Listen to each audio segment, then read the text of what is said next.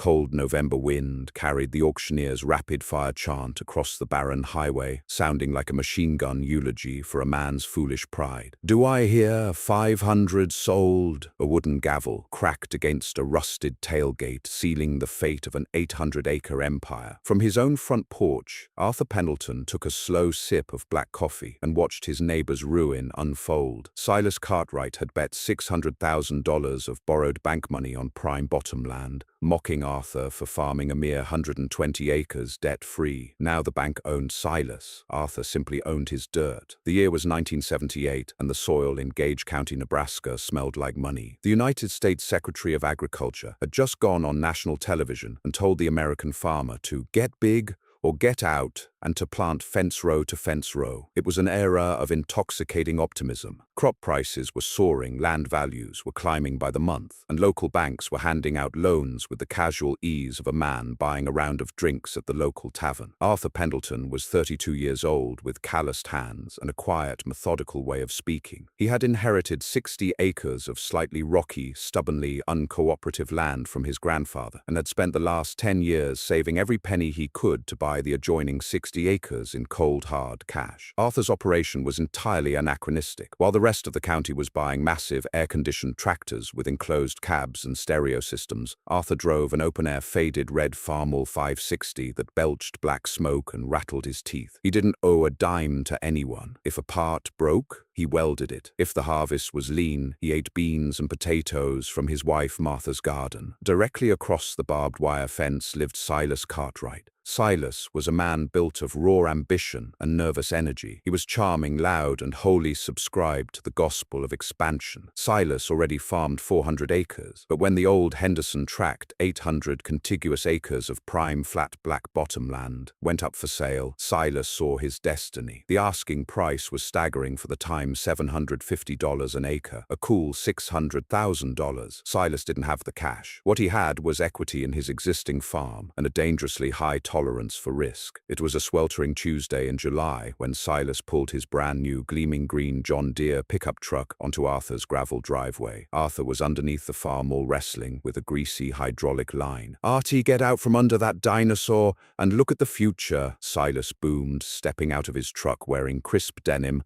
and a pair of leather boots that had never seen a cow pie. Arthur slid out on a wooden creeper, wiping his grease-stained hands on a rag. "Afternoon, Silas. What brings you over? Finally realize you need to borrow a real wrench?" Silas chuckled, a sound full of arrogant warmth. "I just came from First State Bank. Harry Gable and I just shook hands on the Henderson place. 800 acres, Artie. 800. We close on Friday." Arthur paused, the greasy rag stopping mid-wipe. "The whole thing, Silas, that's $600,000. How in God's name are you carrying a note like that?" "Leverage, my friend," Silas said, leaning against the hood of his truck. "The land pays for itself. Wheat is up, corn is up. Gable gave me a variable rate starting at 8%. With the yield, I'm going to pull off that bottom land using the new heavy iron I'm ordering. I'll have it paid off in 10 years. You need to come down to the bank, Artie. Put this little hobby farm of yours up as collateral and buy the Miller plot. You're getting left in the dust." Arthur looked at his faded tractor, then at his modest farmhouse where Martha was hanging laundry on the line. "I don't like owing another man my sweat, Silas. A variable rate. What happens if the wind changes? The wind only blows one way in America, Artie. Forward," Silas scoffed. "Suit yourself. But when I'm running 5,000 acres and you're still welding 40-year-old steel, don't say I didn't warn you." Silas drove off, leaving a cloud of dust that settled over Arthur's porch. The next few years were a spectacle of excess. Silas Cartwright became the golden boy of Gage County. He bought 3 massive 4-wheel drive tractors on credit. He built an enormous steel machine shed financed by the bank. He bought a new house for his wife Betty, complete with a swimming pool that looked entirely out of place amidst the cornfields. Silas was farming over 1,000 acres, working day and night, hiring hands and moving millions of dollars in grain. But Arthur watched closely. He noticed that Silas's equipment was always moving, but the man himself looked increasingly hollow. Silas was running on a treadmill of debt, forced to plant the most chemically intensive crops just to make the massive monthly interest payments. Arthur, meanwhile, diversified. He planted clover to naturally fix nitrogen in his soil, saving thousands on fertilizer. He bought a small herd of hogs at a deep discount. He had no mortgage, no equipment notes, and no seed loans. His profit margins were small, but they were actually his. The stage was was set. The first storm was gathering on the horizon, and it was wearing a suit and tie in Washington, D.C. The 1980s arrived not with a whimper, but with the deafening crash of the American agricultural economy. In an effort to curb rampant national inflation, Federal Reserve Chairman Paul Volcker did the unthinkable. He jacked up interest rates to unprecedented heights. Almost overnight, the prime rate soared. For Arthur Pendleton, the news on the radio was troubling but abstract. He bought his groceries with cash. He bought his seed with the previous year's profits. For Silas Cartwright, it was an immediate, suffocating death sentence. Because Silas had signed a variable-rate mortgage for the $600,000 Henderson tract, along with hundreds of thousands in equipment loans, his interest rates didn't just creep up, they exploded. His 8% loan jumped to 14%, then 18%, and eventually peaked near 21%. Suddenly, Silas wasn't paying off the principal. He wasn't even covering the interest. His monthly payments more than doubled. To make matters worse, President Carter instituted a grain embargo against the Soviet Union. The bottom fell out of the commodities market. Corn and wheat prices plummeted. Silas was harvesting crops that cost him more to plant than he could sell them for, and his banknotes were demanding thousands of dollars a day. The tension across the fence line became palpable. Silas stopped waving when he drove past Arthur's farm. The shiny John Deere tractors began to look a little dirtier, their maintenance schedules ignored because Silas couldn't afford the replacement filters. It was late October 1982, during a bitter cold harvest, when the desperation finally twisted Silas's morals. Arthur had noticed something strange while running his combine along the eastern boundary line, the line that separated his 120 acres from Silas's massive empire. There was a stretch of old-growth oak timber, about 15 acres of premium hardwood that belonged to Arthur. It sat right against the property line. One morning, Arthur rode his four-wheeler out to check his fences. He found fresh tire tracks, heavy dual-wheel tracks, the kind made by a logging skidder. He walked into the timber and felt his stomach drop. Nearly 50 mature oak trees had been felled, limbed, and dragged away. The stumps were fresh, weeping sap. Arthur followed the drag marks. They led directly across the property line, through a cut section of barbed wire, and straight into a staging area on Silas's land. Fury, cold and hard, gripped Arthur. He drove his four-wheeler straight up to Silas's machine shed. Silas was inside, screaming at a hired hand over a broken hydraulic pump. "Silas!" Arthur shouted over the din, stepping into the shed. Silas spun around, his eyes, bloodshot, his face gaunt and pale under a layer of engine grease. "What do you want, Artie? I'm busy trying to keep $1 million operation from bleeding out." "You crossed the line, Silas. Literally," Arthur said, his voice dangerously low. "You cut 50 oaks off my East 40. You stole my timber." Silas blinked, a momentary flash of panic crossing his face before he masked it with aggressive indignation. "I don't know what you're talking about. I hired a crew to thin my side of the line. If they crossed over, it was a mistake. An honest mistake.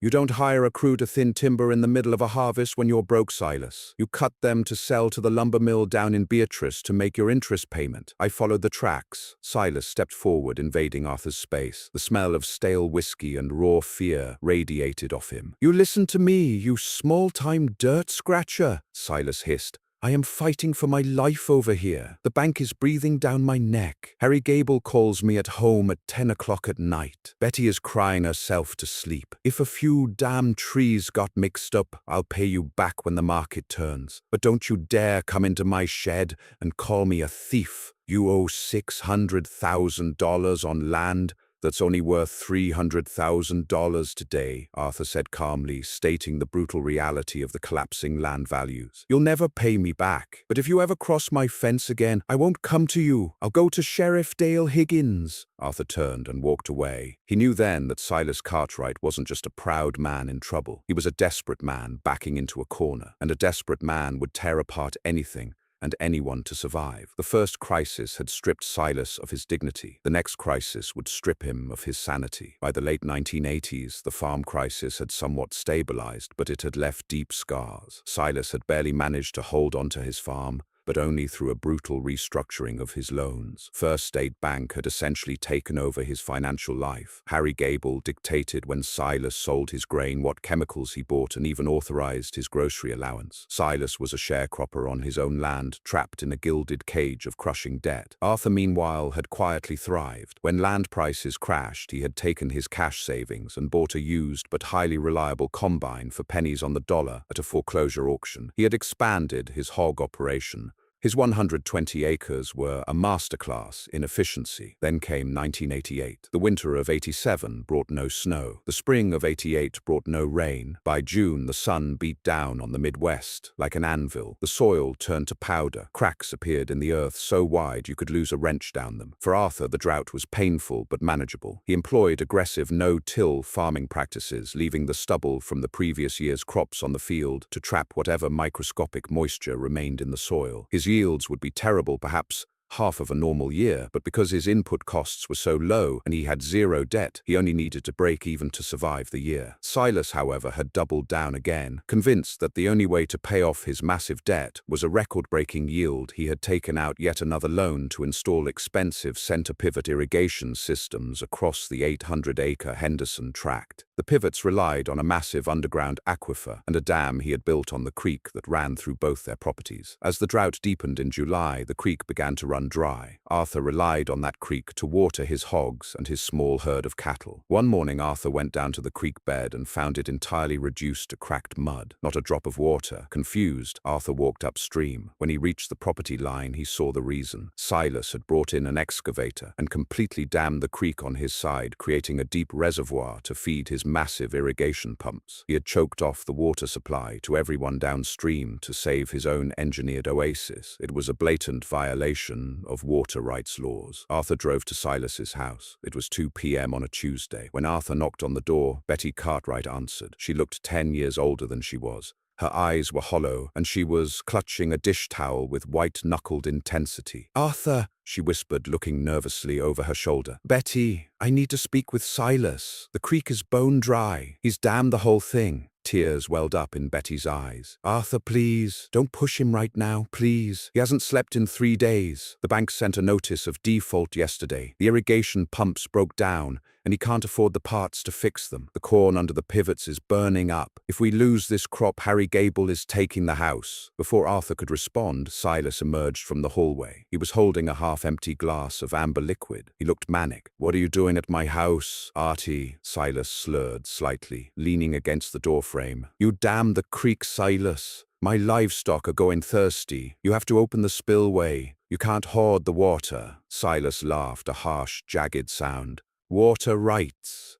You want to talk about rights? I'm trying to save an empire, and you're worried about 50 pigs. My corn is dying. Artie, my whole life is dying. That doesn't give you the right to steal my water, just like you stole my timber," Arthur said firmly. Silas threw his glass against the wall. It shattered, raining whiskey and shards over the hardwood floor. Betty gasped and covered her face. "Get off my property!" Silas screamed, his face purple. "You smug, self-righteous peasant! You think you're better than me because you play in the dirt with your toys? I built something, I risked everything, and you lost it, Silas," Arthur said quietly, looking at the broken glass. "You gambled with money you didn't have, and now you're making your family and your neighbors pay the price." Arthur left immediately, driving into town to file a formal complaint with the county water board. By the next morning, the county sheriff had forced Silas to open the dam. 2 weeks later, disaster struck Silas's farm. But it wasn't the drought. In the dead of night, a massive fire erupted in Silas's primary equipment shed. The flames shot 100 feet into the air, visible from Arthur's bedroom window. By the time the volunteer fire department arrived, the shed and the 3 heavily insured, heavily mortgaged John Deere tractors inside were reduced to twisted, smoking metal. The town whispered. Everyone knew Silas was bankrupt. Everyone knew the insurance payout on that equipment would clear his immediate debts.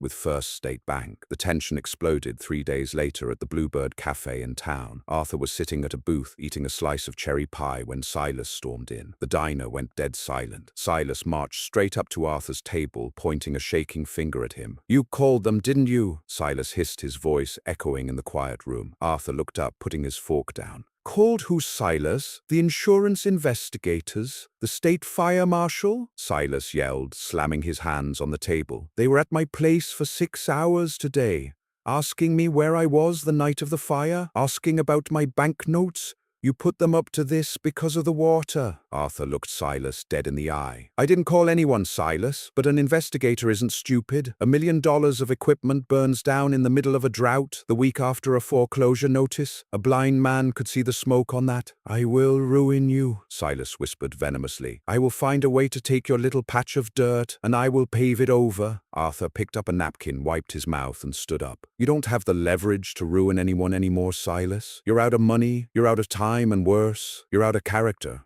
As Arthur walked out of the diner, leaving Silas standing, trembling, amidst the whispers of the town, he knew the 800-acre empire was collapsing, but the 1990s were just around the corner, bringing a new kind of crisis, and Silas Cartwright was about to prove just how dangerous a drowning man could be when he finally reached out to grab you. The 1990s rolled into Gage County, not with the sharp, sudden violence of the 80s farm crisis, but with the slow, suffocating squeeze of corporate consolidation. The face of American agriculture was changing. Independent farming was being replaced by contract farming, where massive agribusinesses dictated every seed planted and every chemical sprayed. Silas Cartwright had survived the insurance investigation of '88. The state fire marshal couldn't definitively prove arson, and the insurance check had cleared his most immediate and aggressive debts. But First State Bank was done playing games. Harry Gable, the local banker who had once shaken Silas's hand with a smile, forced Silas to sign a predatory restructuring agreement. Silas no longer had the working capital to buy his own seed or fertilizer. Desperate to keep the remaining pieces of his 800-acre empire, Silas signed a binding contract with a multinational chemical and seed conglomerate called OmniAg. OmniAg provided the genetically modified seed, the specialized herbicides, and the fertilizer on credit. In return, they owned the crop before it even broke the soil. Silas had become a sharecropper on his own land, wearing a corporate collar. Arthur Pendleton, however, watched the changing tide and rode in the exact opposite direction. By 1993, Arthur recognized that he could not compete with the sheer volume of the mega farms. His 120 acres couldn't produce enough bulk corn to matter on the global market, so he stopped trying. While Silas was planting thousands of acres of patented, chemically dependent corn, Arthur transitioned his entire operation to certified organic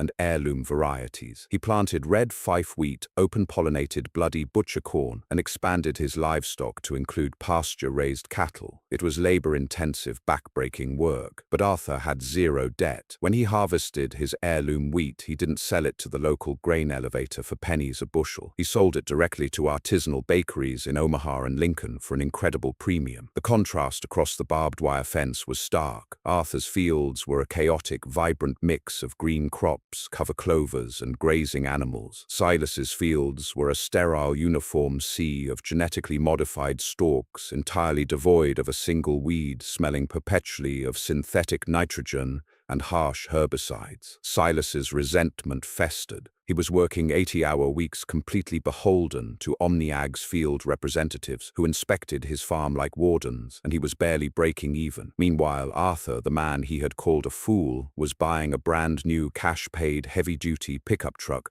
to haul his premium beef to the city. The breaking point arrived in the spring of 1996. Arthur was 3 years into a lucrative contract supplying organic grain to a regional specialty grocer. His organic certification was his lifeline. If even a trace of synthetic chemical was found on his land, he would lose his certification for 3 years, effectively bankrupting his new business model. Silas knew this. It was mid-May planting season. A strong, steady wind was blowing from the west, directly from Silas's massive fields onto Arthur's 120 acres. According to state law and OmniAg's own safety guidelines, spraying chemical herbicides in winds over 10 miles an hour was strictly forbidden due to the risk of chemical drift. At 2 a.m., Arthur woke up to the deep, throbbing roar of a massive diesel engine. He threw on his boots and a coat, stepping out onto his back porch. The wind was howling, gusting to 20 miles an hour, and there, silhouetted against the moonlight on the ridge, was Silas's massive boom arm sprayer creeping along the property line. A fine, toxic mist was blowing directly over the fence, settling like a deadly dew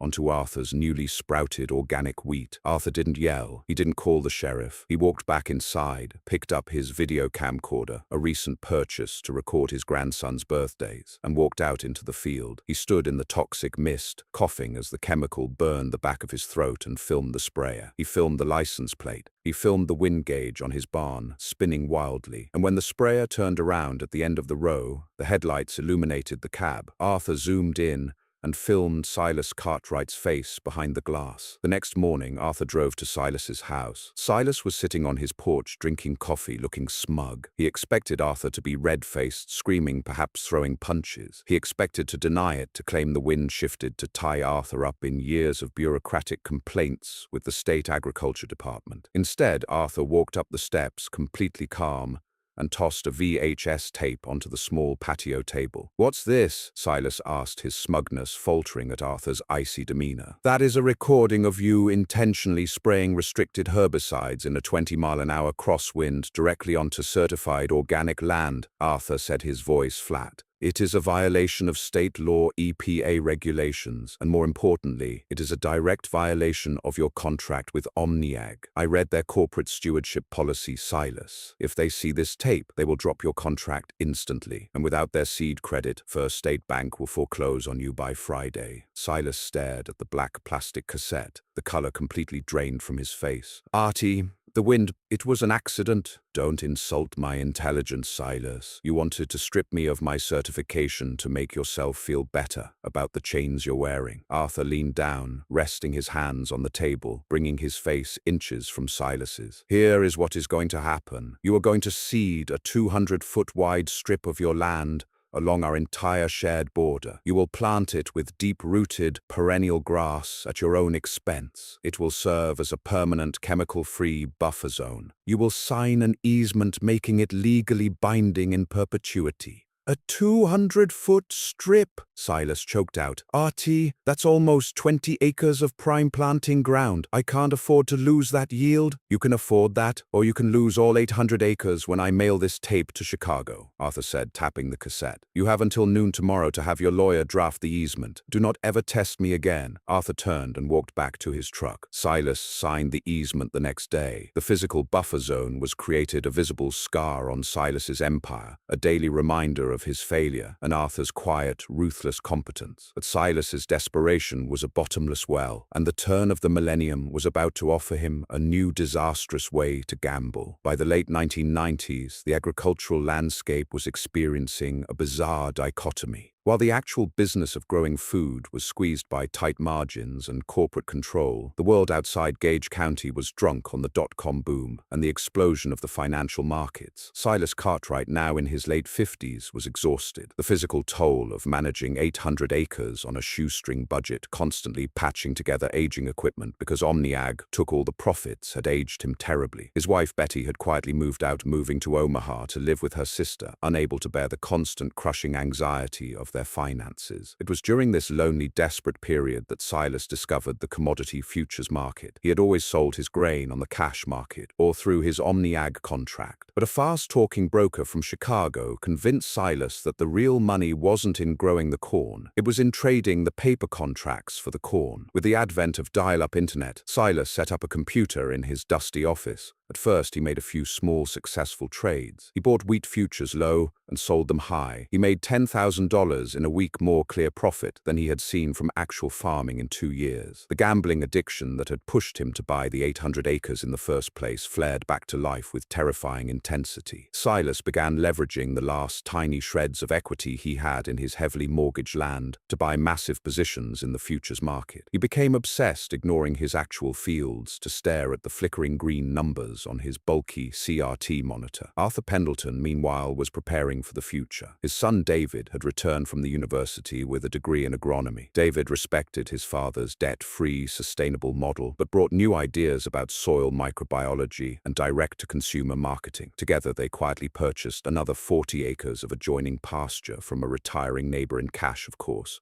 The Pendleton farm was now 160 acres of pristine, highly profitable land. It was a fortress of financial stability. Then came the spring of 2001. Silas had made a massive, unhedged bet that soybean prices would skyrocket due to a forecasted drought in Brazil. He leveraged everything he had, buying futures contracts on margin. But it rained in Brazil. It rained a lot. The global soybean market crashed overnight. Silas woke up to his computer screen flashing red. By noon, his broker was on the phone. It was a margin call. Silas owed $300,000 payable immediately to cover his massive losses. He didn't have $3,000, let alone $300,000. The mega bank that had swallowed up First State Bank Midwest Financial Trust was notified. Richard Sterling, a ruthless regional vice president who had never stepped foot on a farm, drove down from Omaha. He sat in Silas's kitchen and delivered the final blow. Midwest Financial was foreclosing on the entire 800-acre Henderson tract. The auction would be scheduled for November. Silas's mind snapped. He was going to lose it all. The empire he had sacrificed, his marriage, his morals, and his life for, was going to the auction block. In a fevered, frantic search through his dusty filing cabinets, looking for anything of value, Silas found an abstract of title for the original Henderson tract dating back to 1912. He pored over the fading, hand-drawn surveyor's maps, and there in the fragile ink he found his final desperate weapon. According to the 1912 map, the property line dividing the Henderson tract from the Pendleton land wasn't straight. It jagged sharply to the west, cutting deep into Arthur's property. If this map was accurate, nearly 15 acres of Arthur's prime, heavily improved organic bottomland,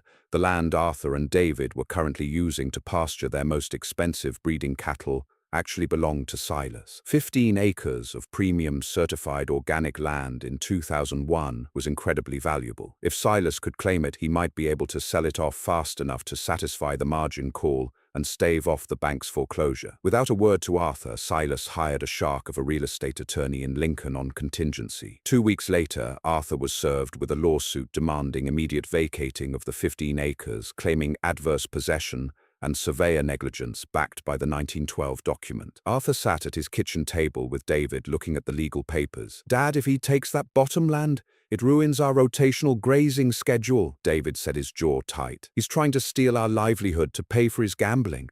Arthur took a sip of his coffee. He didn't look angry. He looked disappointed. "Silas has been digging his own grave for 20 years, Davy. Now he's trying to pull us in to break his fall." Arthur didn't hire a high-priced lawyer. Instead, he went to the Gage County Courthouse. He spent 3 days in the basement, breathing in the dust of a century's worth of property records, searching through massive, leather-bound ledger books. The 1912 map Silas had found was a preliminary survey. On the 3rd day, Arthur found what he was looking for, the final registered deed from 1914. It contained a handwritten addendum from Old Man Henderson himself. The addendum explicitly stated that the jagged property line in the 1912 survey was an error caused by a flooded creek during the surveying process. The true line was straight, and Henderson had officially ceded any claim to the 15 acres to Arthur's grandfather to settle the dispute. The court hearing was held in early October. Silas arrived in a rumpled suit, sweating profusely, flanked by his slick attorney. He looked like a man walking to his own execution. Arthur arrived in his clean denim jeans and a button-down shirt, carrying a single manila folder. When Silas's attorney presented the 1912 map with a flourish, claiming undeniable historical right, the judge, an older man who had grown up in the county, nodded thoughtfully. "Mr. Pendleton, you are unrepresented. How do you respond to this claim?" Arthur stood up. He opened his folder and handed a certified, notarized copy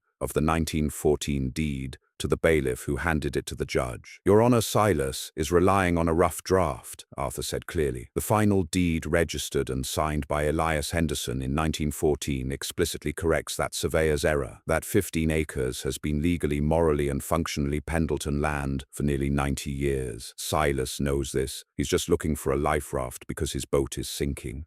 The judge read the document, his eyebrows raising. He looked over at Silas's attorney. "Counselor, did you not pull the complete chain of title before filing this suit?" The attorney turned pale, glaring at Silas. "My client assured me, case dismissed with prejudice." The judge slammed his gavel down. He looked directly at Silas. "Mr. Cartwright attempting to use this court to execute a land grab against your neighbor to satisfy your financial blunders is disgraceful. You are ordered to pay all court costs." Silas collapsed into his chair, burying his face in his hands. The final lifeline had snapped. There were no more tricks, no more loans, no more acreage to leverage. 1 month later, in the frosty air of November, the auctioneer's gavel would finally fall toll on the Henderson tract, ending the Cartwright empire forever. But the ripple effects of Silas's failure would present Arthur with the greatest and most dangerous opportunity of his life as the Great Recession loomed on the horizon. November arrived in Gage County with a bitter, biting frost that froze the mud into jagged ridges. The day of the auction, the sky was the color of a bruised plum. Pickup trucks lined both sides of the county highway for nearly a mile. Everyone had come to witness the dismantling of Silas Cartwright's empire. Colonel Jackson Reed, an auctioneer from Kearney, known for his rapid-fire delivery and merciless pacing, stood on the tailgate of a flatbed trailer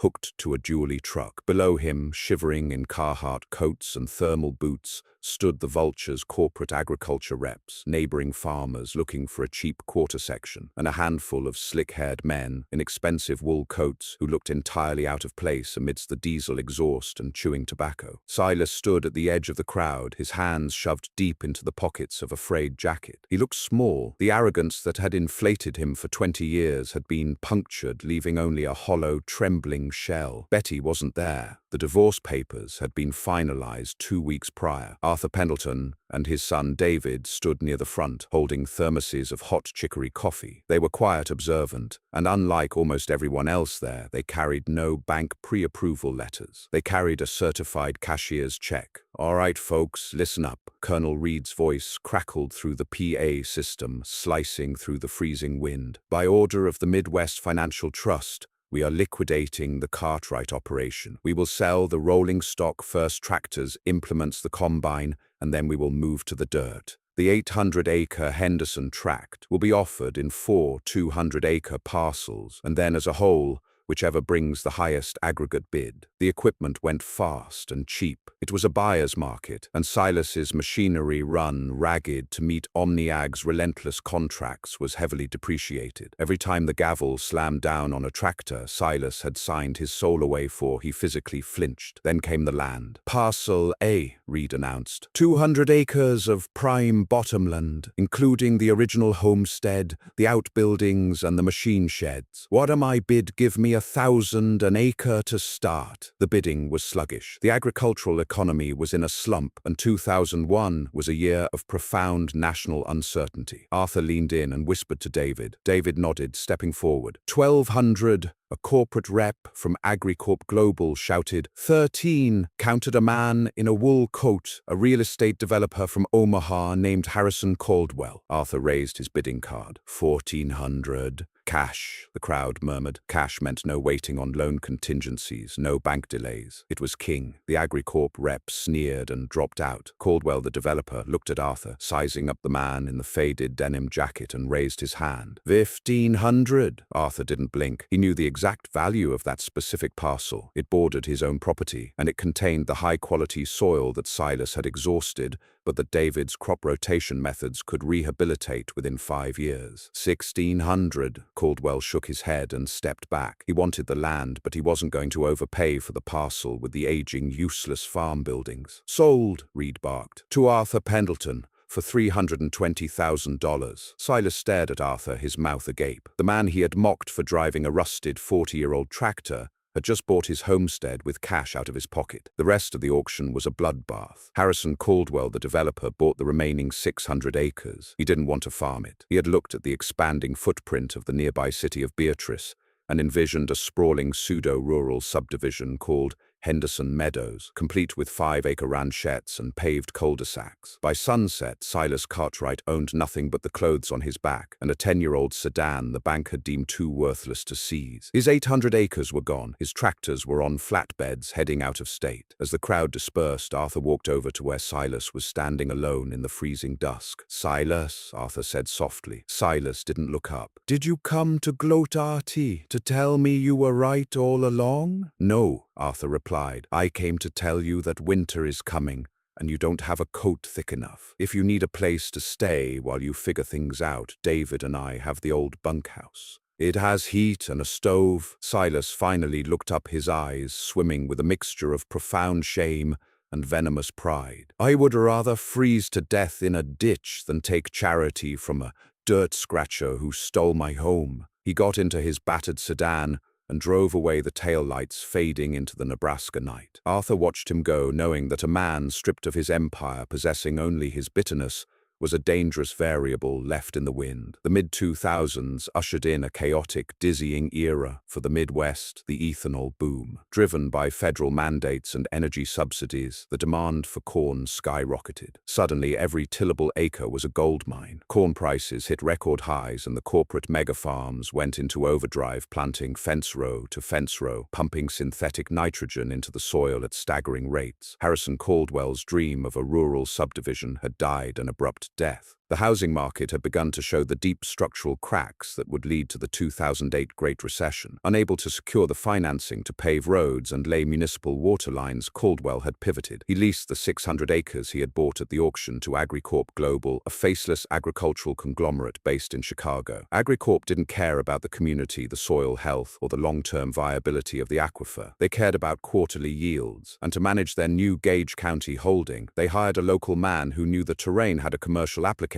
license, and was desperate enough to work for a non-livable wage. They hired Silas Cartwright. It was the ultimate degrading irony. Silas was now a low-level salaried employee, driving someone else's tractor, spraying someone else's chemicals on the exact same land he had once claimed as his kingdom. He lived in a rented trailer on the edge of town, aging rapidly, fueled by cheap beer and an all-consuming resentment for the Pendleton family. Arthur and David, meanwhile, had transformed their 360 acres into a regional powerhouse. They had used the 200 acres purchased at Silas's auction to dramatically expand their organic, grass-fed beef operation. They had built a small USDA-inspected processing facility right on the farm, entirely bypassing the corrupt, monopolized meatpacking industry. They sold premium cuts directly to high-end restaurants in Omaha, Lincoln, and Kansas City. The Pendleton farm was a closed-loop system, entirely debt-free and wildly profitable. But in the spring of 2007, the greed of the ethanol boom collided violently with the geography of the county. AgriCorp had mandated an aggressive fertilizer regimen for the season. To maximize their bonus structure, local managers were instructed to apply anhydrous ammonia, a highly toxic, volatile nitrogen fertilizer, at rates well above the recommended agronomic limits. Silas was exhausted. He was running a massive applicator rig 18 hours a day to meet the corporate deadline. One evening in late April, a heavy thunderstorm rolled across the plains. State regulations clearly stated that anhydrous ammonia should never be applied immediately before heavy rainfall, as the water would prevent the gas from binding to the soil, causing massive toxic runoff into the watershed. Silas knew the regulations, but he also knew that if he stopped the rig, he would miss his acreage quota, and AgriCorp would terminate his employment. He had rent due. He kept driving. The storm hit with torrential fury, dumping 4 inches of rain in 3 hours. The freshly injected anhydrous ammonia, unable to bind to the saturated earth, washed out of the soil. A toxic nitrogen-heavy sludge flowed off the AgriCorp fields, surging directly into the local creek system and disastrously pooling over a fractured limestone shelf that fed the primary shallow aquifer for that side of the county. 3 days later, David Pendleton was checking the water troughs in the lower pasture. He noticed the cattle were refusing to drink. Several of the younger calves were lethargic, stumbling with heavy, labored breathing. David immediately pulled a water sample and drove it to the independent agricultural testing lab in Beatrice. The results came back the next morning, and they were terrifying. The water from the Pendletons' primary well, the same well that supplied their house, their livestock, and their processing facility, was heavily contaminated with lethal levels of nitrates. It was blue baby syndrome, water toxic enough to suffocate cattle and severely sicken humans. Arthur called an emergency meeting at his kitchen table. "We have to shut down the processing facility immediately," David said, his face pale. "If contaminated water touches any of our beef, we lose our organic certification. We face federal fines and we could kill someone. Our entire business is frozen." Arthur rubbed his temples, staring at the lab report. "We have holding tanks, but they'll only last 2 days. The cattle need clean water. We have to truck it in. Dad, at $1 a gallon for trucking, plus the downtime at the plant, this is going to cost us tens of thousands of dollars a week," David warned. "We can survive it because we don't have debt, but it's going to bleed us." Arthur stood up, walking to the window that looked out over the property line toward the vast, sterile AgriCorp fields. "This isn't just about us, Davy. That aquifer feeds half the township. The Henderson place, the Miller farm, the elementary school down the road.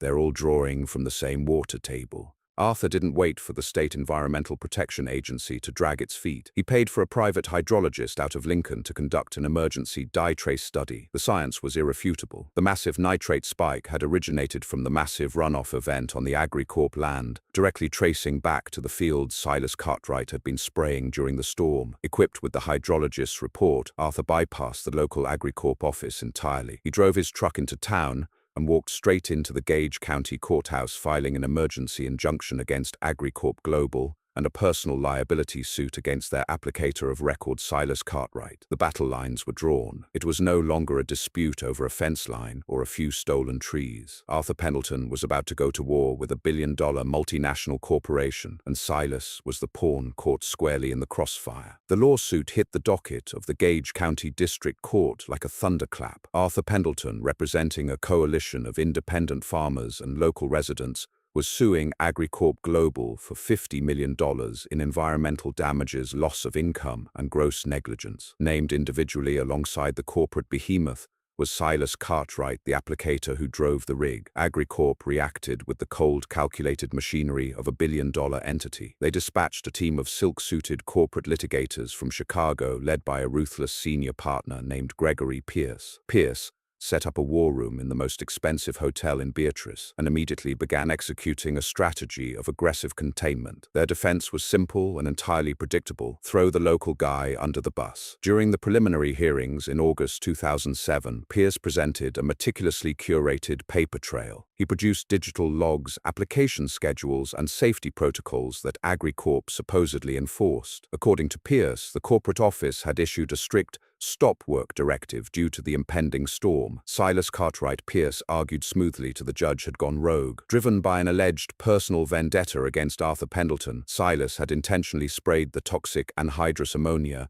right on the property line, right before the rain, directly violating corporate orders. AgriCorp was painting Silas not just as negligent, but as a malicious saboteur. If convicted under these allegations, Silas wouldn't just face civil ruin. He was looking at federal prison time for intentional environmental contamination. Silas sat at the defense table next to a court-appointed public defender who looked barely out of law school. As he listened to Gregory Pierce weave a tapestry of lies, blaming him for the entire disaster, the last remaining embers of Silas's pride burned away, leaving only a cold, horrifying clarity. He had spent his entire life chasing the approval of bankers like Harry Gable and corporate masters like OmniAg and AgriCorp. He had sold out his neighbor, bankrupted his family, and destroyed his own legacy just to sit at their table. And the moment the check came due, they served him up on a silver platter. The deposition of Silas Cartwright was scheduled for a sweltering Tuesday in September. Arthur and David Pendleton sat across the heavy mahogany table in the conference room, flanked by their own determined local attorney. Gregory Pierce began the questioning, his tone dripping with condescension. "Mr. Cartwright, isn't it true that your regional manager, Thomas Langdon, explicitly told you to halt the applicator rig at 4 p.m. on the day of the storm?" Silas stared at his hands.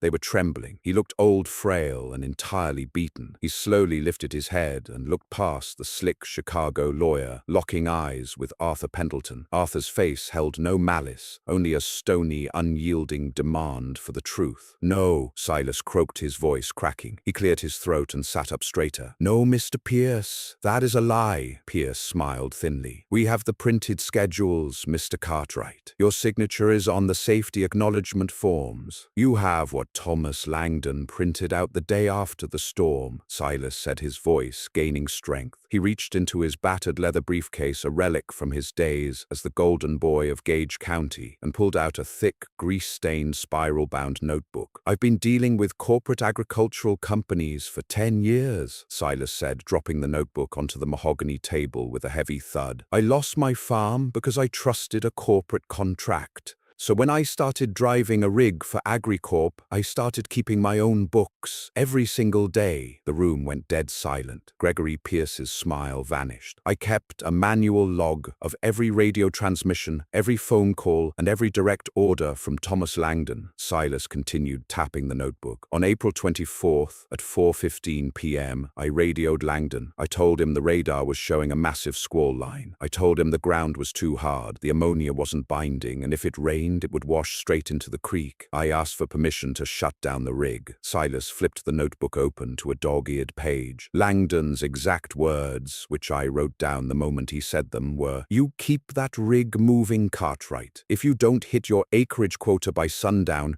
you can park the tractor and consider yourself unemployed. I don't care if it rains fire, you get that nitrogen in the dirt." I also have the original carbon copies of the application tickets that Langdon tried to destroy in the office shredder. I dug them out of the dumpster. Silas slid the notebook and a plastic bag filled with taped-together shredded documents across the table toward Arthur's attorney. "I did it," Silas said, his voice breaking as he looked directly at Arthur. "I drove the rig. I poisoned the water. Because I was terrified of losing a minimum-wage job. But I did not do it alone. And I sure as hell didn't do it because of a vendetta. They ordered the code red, and I have the proof. The smoking gun hadn't come from a high-priced investigator. It had come from the paranoid, meticulous record-keeping of a broken man who finally realized who the real enemy was. AgriCorp's defense completely collapsed within 60 seconds. Facing the AgriCorp executives in that stuffy, wood-paneled conference room, Arthur watched the revelation of Silas's grease-stained ledger hit them like a physical blow. Sitting across the heavy mahogany table, he saw the manufactured arrogance drain entirely from Gregory Pierce's face, replaced instantly by a cold, calculating panic. They knew they were beaten, facing a guaranteed slaughter in front of a local Gage County jury, and the terrifying, very real prospect of a federal Department of Justice investigation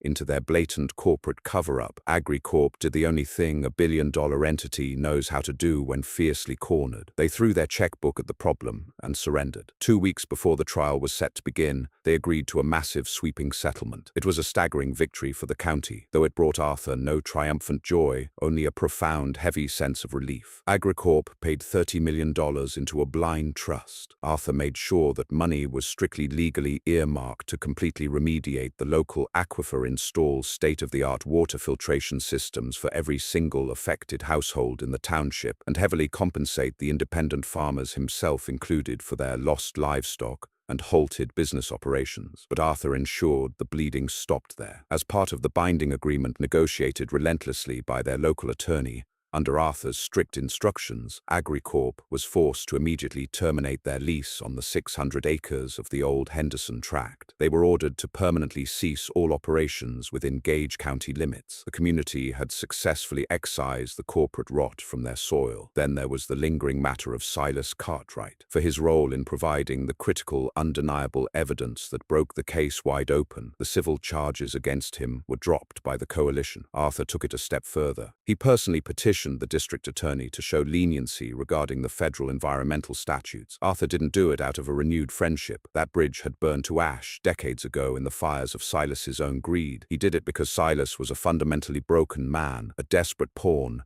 who had finally agonizingly chosen to do the right thing when it cost him everything he had left. Because of Arthur's petition, Silas avoided federal prison, receiving a suspended sentence and 10,000 hours of mandatory community service. However, the state permanently revoked his commercial applicator's license. He was legally, unequivocally banned from ever operating agricultural machinery again. The hard karma he had sown for 30 years had finally yielded its bitter, inescapable harvest. His identity as a farmer, the very title he had sacrificed his soul and his family to inflate, was officially and forever erased. With AgriCorp gone, the dominoes continued to fall. Harrison Caldwell, the slick Omaha developer, who still technically owned those 600 acres, was in a state of sheer panic. The land was chemically exhausted, practically glowing with synthetic residue, and stripped of all natural nutrients. Worse for him, the national housing market was in total freefall due to the 2008 financial crash. He had no corporate tenant to pay his exorbitant property taxes, absolutely no buyers for his subdivision dream, and banks breathing down his neck to cover his own over-leveraged bets. Arthur saw the final piece of the puzzle falling into place, guided not by his own ambition but by a quiet, undeniable necessity to make the landscape whole again. Using the substantial compensation funds awarded to his farm from the corporate settlement, combined with the deep, untouched cash reserves he and David had built over 30 years of disciplined, debt-free farming, Arthur arranged a private meeting with Caldwell. He didn't offer him a premium. He didn't even offer him fair market value. Arthur offered him pennies on the dollar, leveraging his sheer desperation, just as Caldwell had leveraged the auction block against Silas years ago. Caldwell, facing his own ruinous margin calls in the city, eagerly and breathlessly took the cash. 30 years after Silas Cartwright had financed the 800-acre Henderson empire with a boastful handshake and a mountain of toxic debt, Arthur bought the final 600 acres outright. He now held the clear, unburdened deed to the entire contiguous block. But Arthur didn't buy that dirt to plant fence row to fence row. He didn't buy it to build a new sprawling empire of his own, or to prove a petty point to the ghosts of the past. He bought it to save it. In the damp, hopeful spring of 2009, Arthur stood by the weathered fence line and watched his son David drive their reliable tractor out onto those newly acquired 600 acres. David wasn't pulling a massive planter filled with patented, genetically modified corn, and he certainly wasn't pulling a deadly anhydrous ammonia rig. He was pulling a massive, heavy-duty seed drill, its hoppers filled to the brim with a diverse, carefully curated mix of native prairie grasses, deep-rooted clovers, and vibrant wildflowers. The Pendletons placed the entire 600 acres into a permanent, legally binding, federally protected conservation easement. Arthur proudly signed the papers, ensuring that this land would never be aggressively tilled or synthetically sprayed again. It would be allowed to rest, to sleep, and to heal from decades of relentless chemical abuse. It would serve as a vast, natural living filter to protect the fragile aquifer below, while eventually providing premium natural grazing land for their rotational organic cattle herds. The years rolled by smoothly marked not by frantic expansion or the stress of banknotes, but by the slow, miraculous return of life to the soil. On a quiet, golden afternoon in late October, Arthur found himself sitting comfortably on the wraparound porch of the old Cartwright homestead. David had beautifully restored the aging house, tearing out the hollow remnants of Silas's desperate grandeur and turning it into a warm, sturdy home for his own growing family. Arthur was in his late 70s now, his hands more heavily spotted and his joints decidedly stiffer, but his mind was as clear as the autumn sky above. He sat there nursing a hot cup of black coffee, watching his grandchildren chase each other, laughing wildly through the tall, swaying prairie grass that now covered the land as far as his aging eyes could see. The air was crisp and smelled deeply of damp earth and blooming sage, entirely free of the bitter metallic tang of synthetic nitrogen that had haunted this valley for so long. As he watched them run, a rusted, beat-up pickup truck slowly drove down the county highway. It slowed down the brakes, squeaking loudly, and paused for a long moment near the property line. Arthur easily recognized the defeated silhouette of the driver hunched over the steering wheel. It was Silas. Arthur knew from the usual town gossip that Silas worked part-time at the local hardware store, now sweeping floors, stocking shelves with plumbing fixtures, and living quietly in a small subsidized apartment on the edge of town. Silas rolled down his manual window and looked out over the rolling sea of green grass, the vibrant living grass that had entirely swallowed the sterile fields that were once his prized empire of dirt and debt. For a long, heavy moment across the expanse of the restored prairie, the two men locked eyes. There was no anger left in Arthur, no fierce rivalry, and absolutely no desire to gloat. There was only the weight of the years and the undeniable truth of how it had all ended. Silas stared at him, his face weathered and tired, and gave a slow, barely perceptible nod of resignation. It was an acknowledgement of total defeat, yes, but perhaps also an acknowledgement of the peace that had finally mercifully settled over the land. Silas put the old truck in gear